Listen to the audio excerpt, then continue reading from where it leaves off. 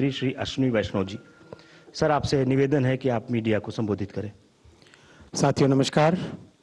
आज माननीय प्रधानमंत्री श्री नरेंद्र मोदी जी की अध्यक्षता में यूनियन कैबिनेट ने एक रेजोल्यूशन पास किया है जो कि संविधान हत्या दिवस की 50वीं वर्षगांठ 2025 याद दिलाता है। 50 वर्ष पहले कैसे संविधान का गला घोंटा गया था इमरजेंसी लागू करके कांग्रेस की सरकार ने। मैं उस रेजोल्यूशन को आपके सामने पढ़ूंगा। The Union Cabinet, chaired by Honorable Prime Minister Shri Narendra Modi ji, resolved to commemorate and honor the sacrifices of countless individuals who valiantly resisted the emergency and its attempt at subversion of the spirit of Indian Constitution. A subversion which began in 1974 with a heavy-handed attempt at crushing the Navnirman Andolan and Sampurna Kranti Abhiyan.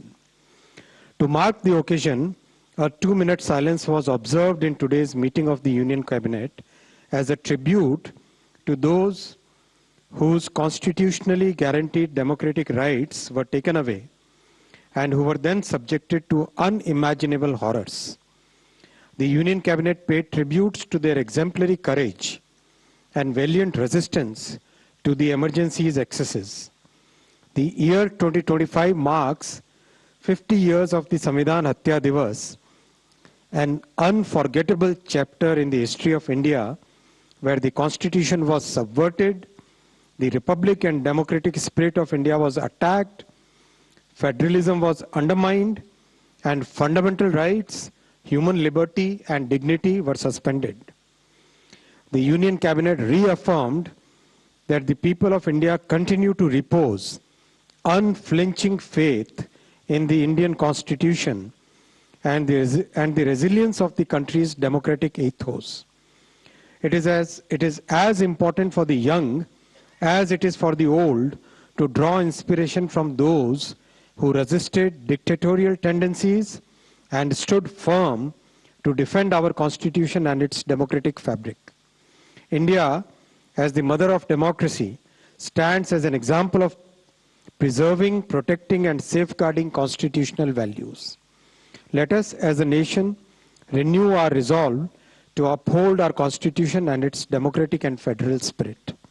ये resolution आज भारत के cabinet में माननीय प्रधानमंत्री जी की अध्यक्षता में रखा गया कैबिनेट में और आपके साथ इसका टेक्स्ट शेयर करेंगे। मैं साथियों उसके बाद में कैबिनेट में जो फैसले लिए गए उस पर आता हूँ। आज 3 बड़े फैसले लिए गए। सबसे पहले पुणे मेट्रो का एक्सटेंशन 3626 करोड़ रुपीस के एक्सटेंशन से पुणे मेट्रो लाइन 2। सेकेंड, झारिया एक बहुत पुराना प्रॉब्लमेटिक इशू है वहाँ पर, जो अंडरग्राउंड फायर और लैंड के सबसिस्टेंस के कारण जो दिक्कत आती है, उसका एक रिवाइज्ड मास्टर प्लान आज अप्रूव हुआ 5,940 करोड़ रुपीस से। और तीसरा, इंटरनेशनल पोटैटो सेंटर, उसका रीजनल सेंटर आगरा उत्तर प्रदेश में 111 करोड़ रुपए के लागत से अप्रूव हुआ। इन तीनों विषय पे मैं डिटेल में आता हूँ। साथियों, पुणे आज देश में one of the largest cities के रूप में उभरा है और बहुत बड़ा इकोनॉमिक सेंटर है, एजुकेशन हब है, R&D का बहुत बड़ा हब है, बहुत अच्छे एजुकेशनल इंस्टीट्यूशन है वहाँ पर। महाराष्ट्र में सेकंड मोस्ट पॉपुलर सिटी है। वहाँ के अर्बन ट्रांसपोर्टेशन को एक तरीके से रिजुविनेट करने के लिए लगातार प्रयास किए गए हैं। आपने देखा है कुछ ही समय पहले कैबिनेट के कई निर्णयों में पुणे मेट्रो को लगातार एक के बाद एक प्रोजेक्ट से अपग्रेड किया जा रहा है। अभी करीब 33 किलोमीटर ऑपरेशनल है पुणे मेट्रो और 33 किलोमीटर और इसका कंस्ट्रक्शन चल रहा है। आज लाइन 2 इसका 3626 करोड़ रुपीस के आउटले से इसका एक्सटेंशन अप्रूव हुआ। इससे 12 किलोमीटर 12.75 किलोमीटर और ऐड होंगे और 13 more stations will be added. City के जो बहुत फास्ट ग्रोइंग सबर्ब्स हैं ईस्ट और वेस्ट में, वो सब इससे कनेक्ट होंगे। बहुत सारे IT हब्स हैं, एकेडमिक एरियाज हैं और रेजिडेंशियल एरियाज हैं जिसको इसका बेनिफिट मिलेगा। जो ऑपरेशनल लाइन्स है लाइन 1 और लाइन 2, लाइन 1 नॉर्थ और साउथ का कॉरिडोर है, लाइन 2 ईस्ट और वेस्ट का कॉरिडोर है। अगर आप देखेंगे पुणे डिस्ट्रिक्ट को नॉर्थ और साउथ के कॉरिडोर और ईस्ट से वेस्ट का कॉरिडोर, ये दो लाइन 1 और लाइन 2 33 किलोमीटर ऑलरेडी ऑपरेशनल है। इसमें आगे लाइन 1 का जो एक्सटेंशन कुछ समय पहले अप्रूव किया गया था स्वारगेट से कटराज, ये वाला नीचे वाला सेक्शन जो आप देख रहे हो लाइन 1 का, इसका कंस्ट्रक्शन अभी तेजी से चल रहा है।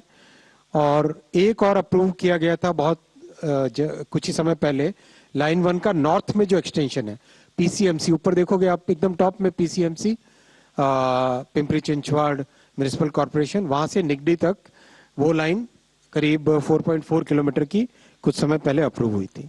लाइन 3 बन रही है, आप ये रेड कलर में देख रहे हो जो, ये कंप्लीट पीपीपी में बन रही है 23.2 किलोमीटर की लाइन। आज जो अप्रूव हुआ है लाइन 2 का एक्सटेंशन, जो आप राइट हैंड साइड में देखोगे वो अप्रूवल हुआ है 2A और 2B, यानी वेस्ट में और ईस्ट में दोनों तरफ लाइन 2 का एक्सटेंशन अप्रूव हुआ है, जिससे कि लाइन 2 और एक्सटेंड हो, ज़्यादा से ज़्यादा एरिया को कवर करे और पुणे के सभी शहर निवासियों को, सभी वहाँ पे जाने वाले सभी स्टूडेंट्स को, एंटरप्रेन्योर्स को, सभी निवासियों को इसका बेनिफिट मिले।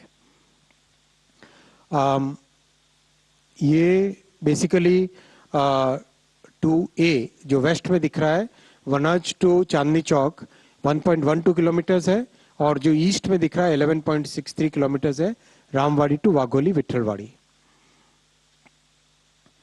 कंप्लीट पुणे मेट्रो अगर हम देखें, ये पुणे का पूरा एरिया है। इसमें लाइन 1 ये नॉर्थ से साउथ को कनेक्ट करने वाली, लाइन 2 ईस्ट से वेस्ट को कनेक्ट करने वाली, और इसके एक्सटेंशंस जो नॉर्थ साउथ और ईस्ट वेस्ट दोनों कॉरिडोर्स को आगे लेके जाते हैं, और ये पीपीपी वाली लाइन 3। ओवरऑल एंटायर पुणे शहर का एक अच्छा अर्बन ट्रांसपोर्टेशन का इससे मॉडल बनेगा, जो कि पुणे की ग्रोथ को कई वर्षों तक सपोर्ट करेगा। और बहुत अच्छा इसका बेनिफिट है, एनवायरमेंटल बेनिफिट है, बहुत अच्छा लोगों की कॉस्ट ऑफ लिविंग कम होती है, ईज ऑफ लिविंग बढ़ती है, और total network one of the largest in the country होएगा, which will be comparable to the large cities of Delhi, Mumbai, Chennai, Bengaluru, Kolkata, इन सब के बराबर होते होते 80 किलोमीटर्स का नेटवर्क बनेगा।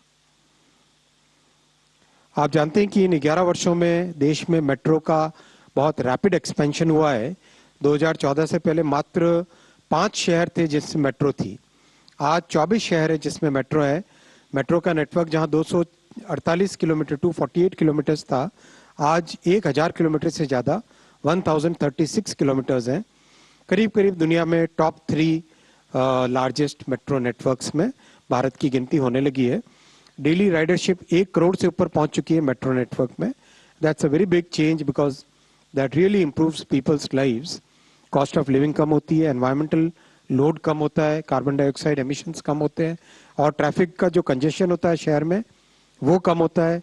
ट्रैफिक के कंजेशन के कारण जो ह्यूमन ट्रेजेडी आती है कई बार एक्सीडेंट्स के रूप में, वो कम होती है। इसीलिए मेट्रो का एक्सपेंशन मोदी जी ने, प्रधानमंत्री जी ने बहुत एक मेथोडिकल वे में इन 11 वर्षों में किया है। इन 11 वर्षों के काम में जो पिछला 1 वर्ष है, उस 1 वर्ष के काम में हमारे मिडिल क्लासेस के लिए और यंग जनरेशन के लोगों के लिए नई अपॉर्चुनिटीज क्रिएट हो, उसके लिए बहुत सारे इंफ्रास्ट्रक्चर के प्रोजेक्ट्स हाथ में लिए गए। ये 1 साल की समरी है, करीब करीब 10.5 लाख करोड़ रुपए के टोटल प्रोजेक्ट्स लिए गए, जिसमें कई तरह के प्रोजेक्ट्स हैं। मेट्रो है, हाईवे है, एयरपोर्ट है, पोर्ट है, इंडस्ट्रियल टाउनशिप्स है, रेलवेज है, हाइड्रो प्रोजेक्ट्स है, रोपवेज है। ये कंप्लीट उसकी एक समरी है। जैसा हर कैबिनेट में कुछ न कुछ ऐड होके आपके सामने समरी रखी जाती है, ये वही समरी है। ट्रांसपोर्ट सेक्टर में इन्वेस्टमेंट करने से देश का ओवरऑल डेवलपमेंट होता है, एफिशिएंसी बढ़ती है, कार्बन डाइऑक्साइड का लोड कम होता है, कॉस्ट ऑफ लॉजिस्टिक्स कम होती है। इसीलिए अब तक इस 1 वर्ष में 4,61,000 करोड़ रुपए के ट्रांसपोर्टेशन के सभी प्रोजेक्ट्स सैंक्शन किए हैं कैबिनेट में। मैं साथियों आऊँगा, बहुत इंपॉर्टेंट प्रोजेक्ट है झारिया कोल फील्ड। झारिया कोल फील्ड की एक यूनिक प्रॉब्लम है। कोल कंपनीज का जो नेशनलाइजेशन हुआ था उससे पहले एक लंबे समय तक अनसाइंटिफिक तरीके से माइनिंग होती थी। उस अनसाइंटिफिक तरीके से माइनिंग होने के कारण झारिया के पूरे एरिया में जमीन के नीचे बहुत एक लंबे समय से फायर का इंसिडेंस चल रहा है। उस फायर के इंसिडेंस के कारण वहाँ पे रहने वालों के लिए तकलीफ है। कई बार जमीन में से आग निकल के आती है। बहुत एक सीरियस बड़ी प्रॉब्लम है। इस प्रॉब्लम को सॉल्व करने के लिए 2009 में पहले एक मास्टर प्लान बना था। उसमें कई तरह के सुधारों की जरूरत थी और इन पिछले 10 वर्षों में एक सस्टेन्ड वे में काम किया, जिसके कारण जो एक्टिव फायर साइट्स थी वो 77 से रिड्यूस होकर 27 में आ गई, 77 से कम होकर 27 पे आई। और जो स्टेबलाइज करना था 595 साइट्स में से 39 साइट्स स्टेबलाइज हुई है। अब तक की जो लर्निंग रही, उस लर्निंग को लेके एक नया मास्टर प्लान आज कैबिनेट ने अप्रूव किया है, जो कि ये झारिया का नक्शा है। अगर आप देखें झारखंड का वो हिस्सा जहाँ पे कोल की बहुतायत रहती है, ये दामोदर रिवर के साथ लगा हुआ धनबाद का एरिया, यहाँ पर झारिया कोल फील्ड है। इस तरह की परिस्थिति रहती है। रात में देखो कई जगह पे जमीन में से आग निकली हुई दिखाई देती है। कई जगह जमीन धंस जाती है क्योंकि नीचे आग लगने के कारण जो कोयला था वो कोयला प्रैक्टिकली फिनिश हो गया, तो वहाँ पे वैक्यूम सा क्रिएट हो जाता है, तो उसके कारण फिर जमीन धंस जाती है। तो ये सब्सिस्टेंस का एक बड़ा एग्जाम्पल है आपके सामने। तो अब आज जो कैबिनेट में अप्रूव हुआ है नया मास्टर प्लान 5,940 करोड़ रुपए का है और इसमें फंडामेंटल चेंजेस जो आए वो सबसे बड़ा इंस्टीट्यूशनल रीस्ट्रक्चरिंग, कैसे सिस्टम को और स्ट्रेंथन करें, टेक्निकल लोग साथ आए, वर्ल्ड ग्लोबल एक्सपर्ट्स हैं वो सब साथ आए, और जो लोकल नॉलेज है, जो वहाँ के निवासियों ने वर्षों से जो नॉलेज गेन की है, उस नॉलेज का उपयोग करके हम एक सॉल्यूशन लेके आ सके। पहला ये। दूसरा, रिहैबिलिटेशन ऑफ द फैमिलीज, जिनको अपना घर बार इन परिस्थितियों के कारण छोड़ना पड़ रहा है, उनको कैसे एक बेहतर जिंदगी दे सकें, बेटर स्किल दे सकें, बेटर लाइवलीहुड दे सकें, वो ध्यान में रखते हुए यहाँ पे किया गया है। और तीसरा, जो रिहैबिलिटेशन वाले एरियाज हैं उसमें किस तरह से सोशल और इकोनॉमिक इंफ्रास्ट्रक्चर को बेटर करें, रोड्स हो, हॉस्पिटल्स हो, स्कूल्स हो, उन सबको स्ट्रेंथन करें। और चौथा, राज्य सरकार और वहाँ के बाशिंदे, उस एरिया में रहने वाले, धनबाद के झारिया के उस एरिया में रहने वाले जो निवासी हैं, जो परिवार हैं, उन सबको एक साथ, उन सबको साथ लेके, उनकी भावनाओं के साथ जुड़ के, उनकी जीवन शैली के साथ जुड़ के, उनकी ज़रूरतों को समझ के कंप्लीट मास्टर प्लानिंग और एग्जीक्यूशन किया जाएगा। वो इसका बहुत बड़ा एक फैक्टर है।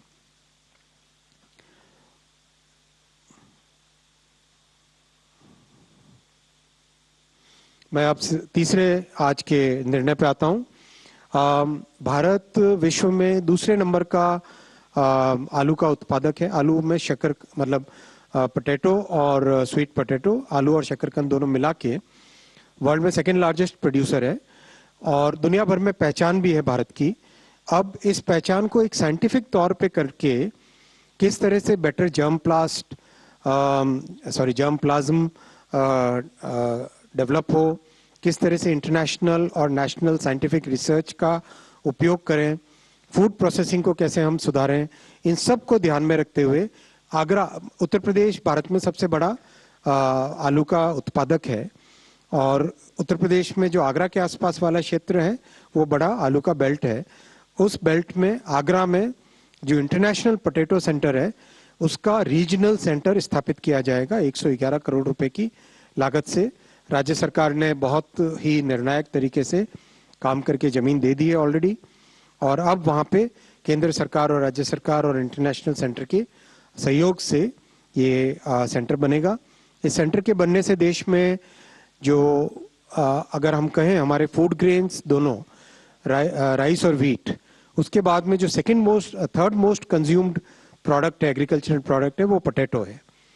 तो ये इस सेंटर से एक साइंटिफिक तरीके से आगे बढ़ा जाएगा, इसीलिए ये निर्णय लिया गया है।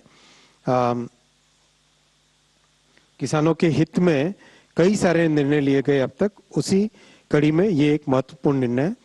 साथियों, इन 3 निर्णय और पहले रेजोल्यूशन के साथ ही साथ आज एक बहुत ही शुभ दिवस भी है। आज एक्शियम 4 मिशन, जिसमें हमारे ग्रुप कैप्टन शुभ्रांशु शुक्ला जी, आज इसका सक्सेसफुल लॉन्च हुआ है। तो भारत की कैबिनेट ने माननीय प्रधानमंत्री जी की अध्यक्षता में एक रेजोल्यूशन पास किया है। वो रेजोल्यूशन आपके सामने पढ़ूंगा। हम सबके लिए गौरव का दिन है ये।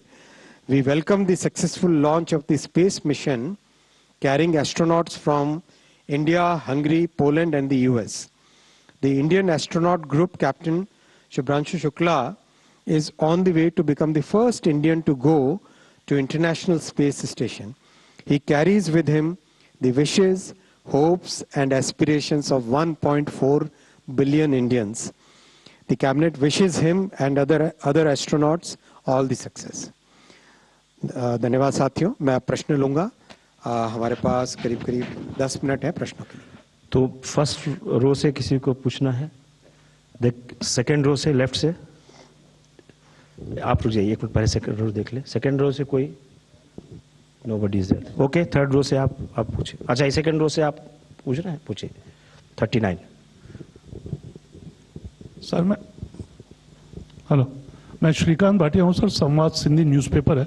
सर, आपने मेट्रो की बात की, बहुत अच्छे मेट्रो स्टेशंस बन रहे हैं, ट्रेन भी टाइम पे चलती है, एवरीथिंग इज ओके। पर अभी कुछ समय से देखा गया, specially I am talking for Delhi metro stations, वहाँ इतने सारे फूड जॉइंट्स बन रहे। कैबिनेट की बात करो, अच्छा, कॉन्फ्रेंस नहीं है। सिंधी, हाँ, Arun ji. My question is that what is the expected increase in the ridership of second metro phase and the total timeline for the completion? Number आप दे देना। एक्सपेक्टेड राइडरशिप कितनी बता दो, ऐसे ही बता दो। सर, इसकी जो राइडरशिप है माइक ले, ऐसे बता दो यार जल्दी। कोई बात। 96,000 में जो शुरुआत होगी 2000 जब ये बनेगा 29 में, और it will ramp up to 4 lakhs in 2057। Next third row आप पूछ रहे थे। हाँ बताइए आप, लक्ष्मण। सर, मैं लक्ष्मण, CNBC आवाज से। मेरा सवाल ये है कि अलग अलग मंत्रालयों के कई विभाग हैं जिनके ऊपर स्पेक्ट्रम यूजेज चार्जेस पर लगने वाला लेट फी काफी बकाया है। कैबिनेट में जो कुछ भी हुआ वो सब मैंने आपके सामने रख लिया है। आज वैसे पुणे मेट्रो के उपलक्ष्य में आज वड़ा पाव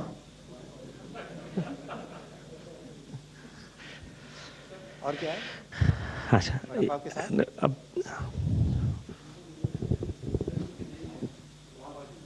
वड़ा पाव और पाव भाजी है। सर, मैं Amey Sathe, I am editor of sarkaritel.com। Sir, I am from Pune, I hail from Pune and मैं अभी 2 दिन पहले ही पुणे में था। सर, पुणे की मेट्रो तो बहुत लाजवाब बनी है, पर सर आप जब एक्सपेंशन कर रहे हैं, सबसे बड़ी प्रॉब्लम जो आ रही है पुणे में is a last mile connectivity. Metro station पे कहीं पे भी पार्किंग की सुविधा नहीं है। चलिए, that's one suggestion for you. Thank you. इधर लेफ्ट से त्वेश। Hi sir, I'm Tvesh from Economic Times. Sir, regarding the decision on Jharia, जो 2009 का मास्टर प्लान था उसका सर कितना बजटरी एलोकेशन था, और जो आपने आज मास्टर प्लान अप्रूव करा है ये आप लोग कब तक अचीव करने का सोच रहे हैं? 2009 का आज वाला प्रोजेक्ट करीब अभी वाला सर 3 साल का है। फर्स्ट फेज, हाँ, the first phase is for 3 years। In the original first phase allocation 2009 7,112, that was the allocation। 7112 269 इधर लेफ्ट से, राइट से, लेफ्ट से। हाय सर, मेरा नाम अनुवेश रथ है, मैं जी बिजनेस से हूँ। सर झरिया मास्टर प्लान पे मेरा सवाल है। सर झरिया में से 77 जो क्रिटिकल साइट्स थे उसमें से 27 जो है उसको डाउज ऑफ कर दिया गया है, तो फर्स्ट फेज में क्या बाकी के ये रिमेनिंग है?